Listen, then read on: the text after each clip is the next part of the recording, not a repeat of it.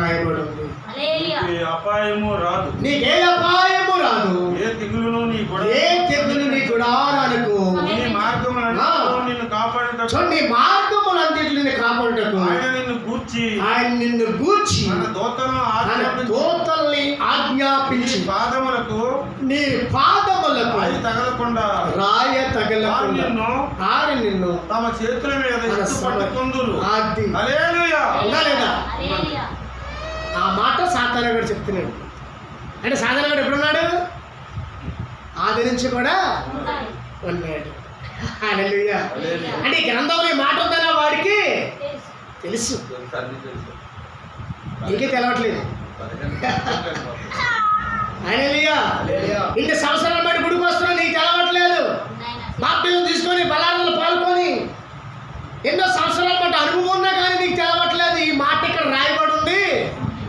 నా జీవితంలో ఏది జరిగినా నేను దేనికి భయపడక్కర్లేదు, నా దేవుడు నాకు తోడే ఉన్నాడు అన్న మాట నేను ఇంకా తెలుసుకోకుండా కూద్దానికి కాద్దానికి వెనకబడిపోవడం, జనాలు వచ్చినాయి, బలహీనతలు వచ్చినాయి, గుళ్ళు మానేయడం, ఏంటి ఆడవాడు మారు మనసు లేనివాడు, అంటే దుర్మార్గం ఆలోచన కలిగిన వాళ్ళు ఏదో చెప్పారని వాళ్ళ మాటలు నేను బలహీన అయిపోతే నష్టపోయేది నువ్వే తప్ప దేవుడే మాత్రము కాదు. ఇప్పుడు మీరు మత సౌరంగా వచ్చేయండి.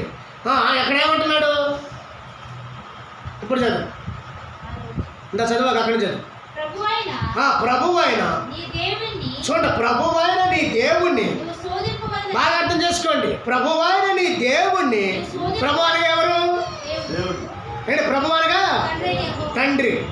అంటే ఇప్పుడు యేసయ్య సాతానుడికి ఏమై ఉన్నాడు? తండ్రి. అంటే దేవుడు అందరికీ ప్రభు అయి ఉన్నాడు. సాతానుడికి ఏంటి? ఈ లోకంలో అందరికీ కూడా దేవుడు తండ్రి సృష్టికర్త అయి ఉన్నాడు. హల్లెలూయా, హల్లెలూయా, హల్లెలూయా. ఎందుకంటే సమస్తము ఆయన మూలంగా కలిగి ఉన్నది ఏది ఆయన లేకుండా కలగలేదని యోహాను సువార్త 3:3 ఆ మాటలు మనకు కనిపిస్తూ ఉంటాయి. హల్లెలూయా. సమస్తము ఆ మొదటి నుంచి చదువుకుంటే ఆది నుండి వాక్యం నుండి వాక్యమే దేవుడై ఉండును. హల్లెలూయా. ఆయనలో జీవం ఉండును, అది మనుషులకు వెలుగా ఉండును.